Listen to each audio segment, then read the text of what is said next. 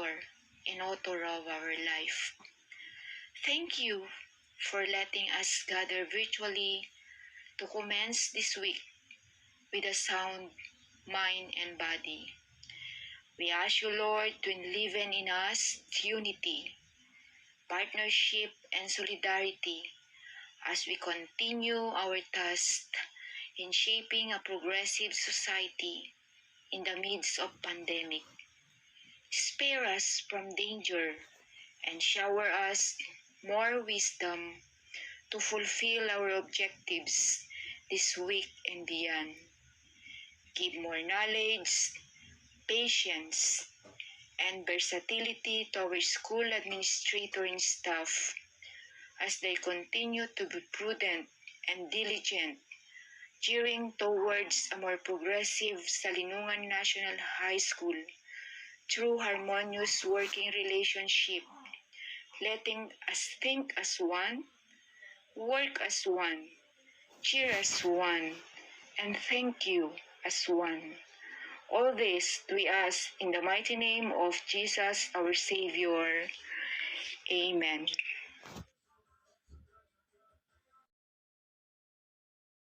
Panunumpa sa watawat ng Pilipinas. Ako ay Pilipino.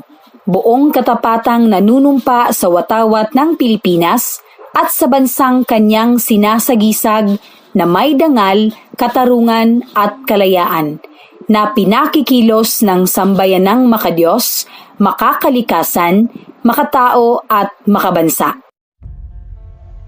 Panunumpa ng kawani ng gobyerno.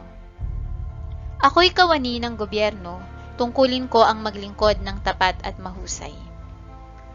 Dahil dito, ako'y papasok ng maaga at magtatrabaho ng lampas sa takdang oras kung kinakailangan. Magsisilbi ako ng magalang at mabilis sa lahat ng nangangailangan. Pangangalagaan ko ang mga gamit, kasangkapan at iba pang pag-aari ng pamahalaan. Pantay at makatarungan ang pakikitungo ko sa mga lumalapit sa aming tanggapan. Magsasalita ako laban sa katiwalian at pagsasamantala. Hindi ko gagamitin ang aking panunungkulan sa sarili kong kapakanan. Hindi ako hihingi o tatanggap ng suhol. Sisikapin kong madagdagan ang aking talino at kakayahan upang ang antas ng paglilingkod sa bayan ay patuloy na maitaas. Sapagkat ako'y isang kawani ng gobyerno at tungkulin ko ang maglingkod ng tapat at mahusay sa bayan ko at sa panahong ito, ako at ang aking mga kapwa kawani ay kailangan tungo sa isang maunlad, masagana at mapayapang Pilipinas. Sa harap ninyong lahat, ako'y taus-pusong nanunumpa.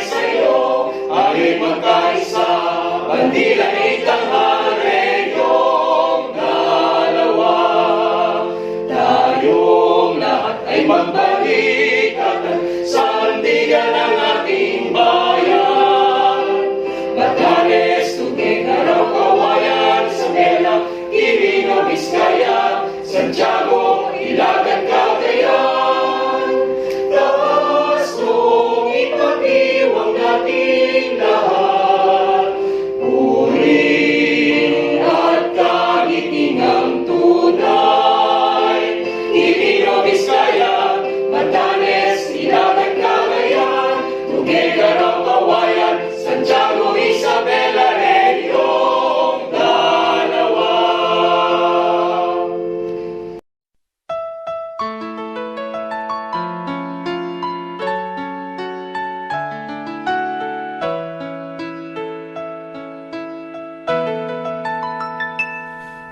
Isabella,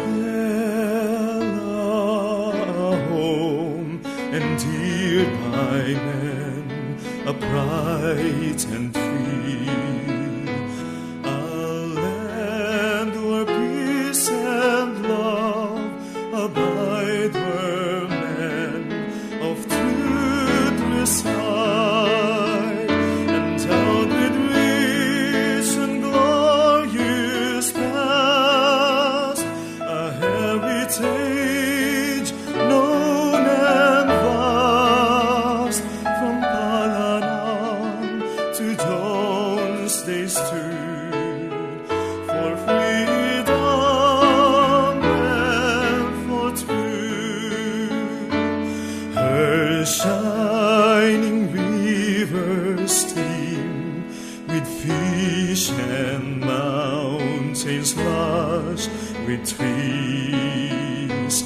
Her fertile fields abound with yields our blessings for our need. Bless Isabella, gracious Lord, and keep her in your fold. In unison we all proclaim her providential fame.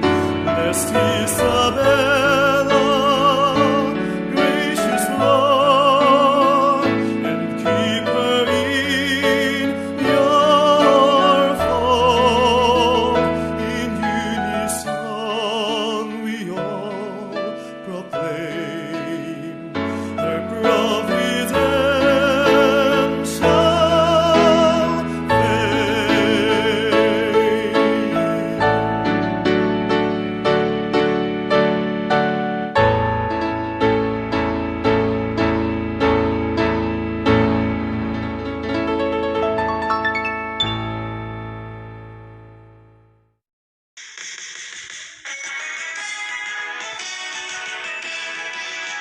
San Mateo, our hometown of this town, we're better high, harder for the right we sound.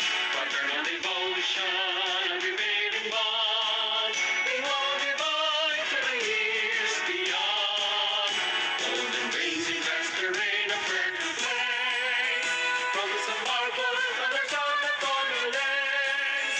You're good by the Magan, the Limos and Bay, land of gay, starting people your faith. San Mateo, may you always be where noble deeds dwell eternally. A giving the strength to our great nation, a hope we hold to every generation.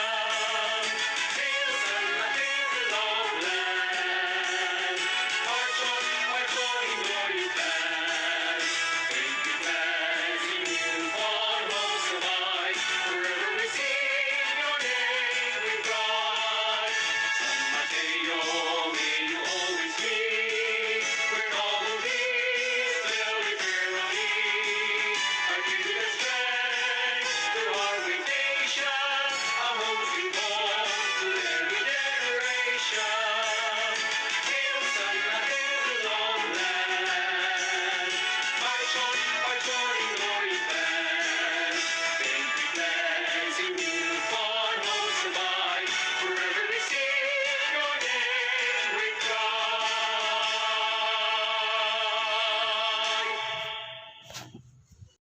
Good morning, everyone. For our morning devotion from our daily scriptures, the title is Forgetting the Things Behind, from Philippians chapter 3, verse 13, and it says there, Brothers, I do not yet consider myself as having taken hold of it, but one thing is certain, forgetting the things behind and stretching forward to the things ahead. Some of us may need to overcome feelings of guilt because of past sins. If so, why not start a personal study project that focuses on Christ's ransom sacrifice? We study, meditate, and pray about that upbuilding subject. We may do much to relieve unnecessary guilt. We may even stop punishing ourselves for sins that Jehovah has forgiven. Consider another lesson we can learn from Paul. Some may have given up a potentially lucrative career in order to pursue kingdom interest. If so, we can forget the things behind by refusing to look back longingly at material opportunities we might have missed. The things behind might even include things that we accomplished or trials that we endured in the past. Of course, looking back on the way Jehovah has blessed and supported us over the years can draw us closer to our Father. However, we never want to become self-satisfied, imagining that our work is done. You can read 1 Corinthians chapter 15, verse 58. Thank you very much po, and once again, good morning. Morning to everyone. This is our trivia for today about diet and nutrition. 7 foods that fight back immune system boosters. Number 1, some types of seafood offer immune-boosting omega-3 fatty acids found in some types of fish like salmon, sardines, herring, and mackerel. Help enhance the functioning of immune cells. And then, number 2, we have healthy protein bolster disease-fighting white blood cells. The National Institute of Health notes that zinc, a mineral abundant in meats like oysters, poultry, seafood, beef, and lamb, works with the protein found in meat to strengthen the immune system. And number 3, dark chocolates, magnesium, may strengthen antibodies to fend off disease. Then number 4, citrus and leafy greens provide vitamin C, a key nutrient for good immunity. Then number 4, nuts and seeds supply immunity, supportive vitamin E, selenium, and magnesium. For a filling snack that's also a big time help to your immune system, reach for a handful of nuts or seeds. Number 6, garlic and onions contain potential antiviral properties. And then number 7, yogurt aids gut health, which may positively affect immunity. That's all, and thank you.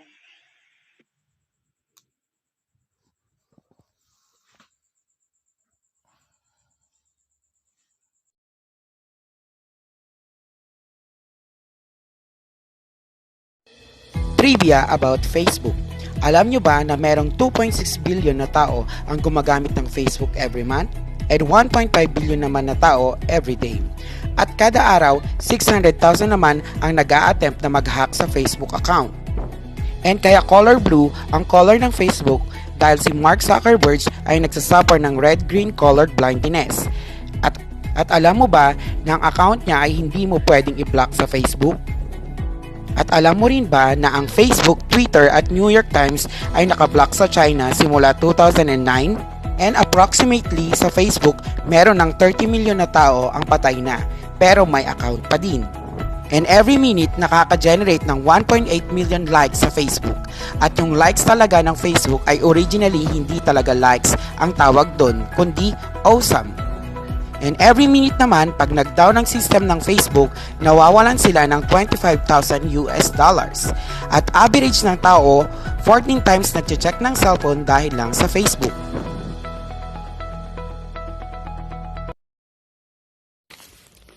Good morning, everyone. Our virtue for the month of November is honesty or pagkamatapat.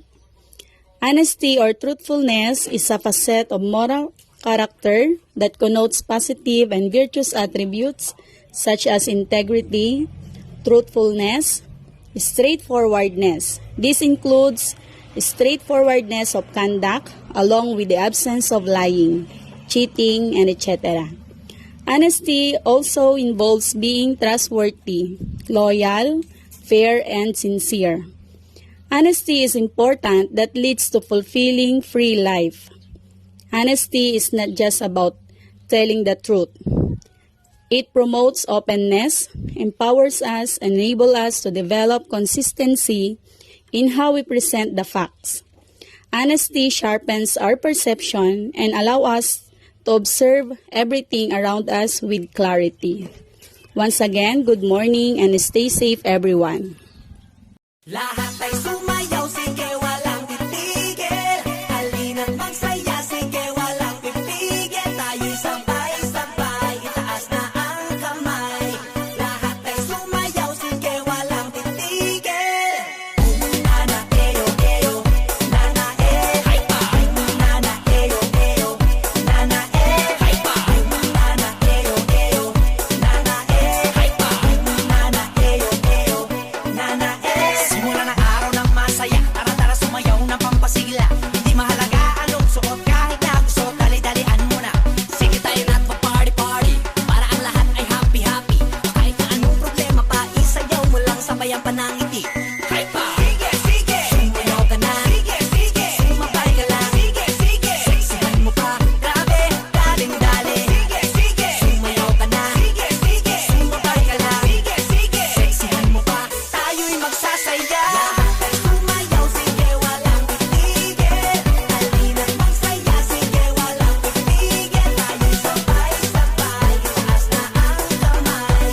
Lahat ay sumayaw, sige walang titigil. Nana eyo eyo, nana hay pa. Nana eyo eyo, nana hay pa. Nana eyo eyo, nana hay pa. Nana eyo eyo, nana baka wag mo nang pigilan pa. Kung nais sumayaw, wag ka na mahiya. Sigurado na ika'y matutuwa. Talagang nakakabata. Ito ang lahat pwedeng sumali. Kahit na feeling mo hindi ka sexy, basta lagi mong isipin na ang mahalaga ikaw ay masaya. Hype pa! Sige, sige! Sumayaw ka na. Sige, sige! Sumabay ka lang. Sige, sige! Sexihan mo pa. Grabe, daling-dali. Sige, sige! Sumayaw ka na. Sige, sige! Sumabay ka lang. Sige, sige! Sexihan mo pa. Tayo'y magsasaya. Lahat ay sumayaw, sige walang titigil. Halina't magsaya, sige walang pipigil. Tayo'y sabay-sabay, itaas na ang kamay. Lahat ay sumayaw, sige walang titigil. Nana eyo eyo, nana hay pa. Nana eyo eyo, nana hay pa. Nana eyo eyo, nana hay pa. Nana eyo eyo, nana lahat ng sexy, itaas ang kamay. Itaas ang kamay. Itaas ang kamay. Lahat ng sexy, itaas ang kamay. Itaas ang kamay. Itaas ang kamay. Tara na't sumayaw, kahit na kilikili mo pawis daw. Huwag na mainis pa, lahat magsaya. Kaya huwag ka na masungit, mukha ay bumabangit. Luzon, Visayas, Mindanao, ipakita ang galing sa pagsayaw. Matama na matanda, may buhok man na wala, ang lahat ay sumigaw. Hayop pa! Lahat ay sumayaw, sige walang titigil. Halina't magsaya, sige walang pipigil. Tayo'y sabay-sabay, itaas na ang kamay. Lahat ay sumayaw, sige walang titigil. Nana eyo eyo, nana hay pa. Nana eyo eyo, nana hay pa. Nana eyo eyo, nana hay pa. Nana eyo eyo, nana hay pa. Nana eyo eyo, nana hay pa. Nana eyo eyo, nana hay pa. Nana eyo eyo, nana hay pa. Nana eyo eyo, nana hay pa. Let us now listen to the message and announcement of our dear principal, Ma'am Julieta Domingo.